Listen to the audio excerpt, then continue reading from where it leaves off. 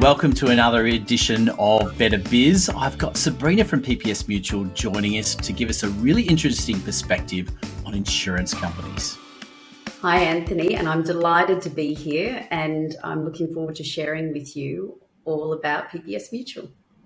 Sabrina, being a mutual means you're quite different to the way, I guess, typical insurance companies operate in this space, with many of them being listed companies. So there's that conflict that exists there, isn't there, between the needs of the shareholder versus the needs of the policy holders?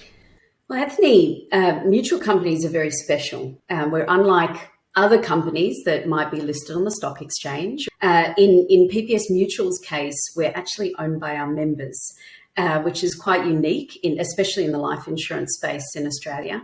And it means that they are entitled to a share of our profits, but it also means that our interests are completely aligned, and we share in each other's success and in the growth of the company.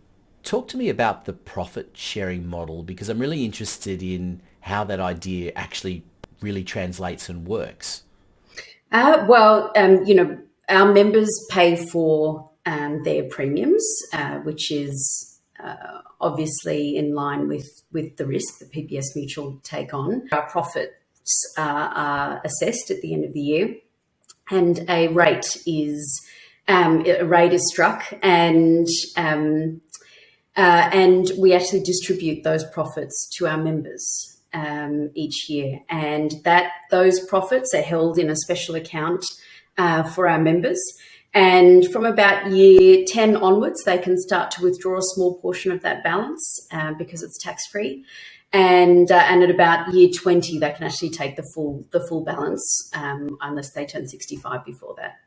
I think the remarkable thing about all of this is it breeds quite a different feel in the way you operate. There's much more of a community feel because, just based on that idea that the members, when they're buying their policies, are equally sharing in the profits. It really does. I grew up with mutuals dominating the landscape. I grew up in the late 80s, early 90s, and companies like National Mutual were so big back then and had such a foothold here in Australia. But I guess companies and the landscape changes over time. But the one thing that doesn't is the community spirit of the mutual. We operate like a small company, even though we're becoming a big business. And it means that we still have a very hands-on approach with our members. And we have such an open door policy, both through our AGMs, where we share information about the company.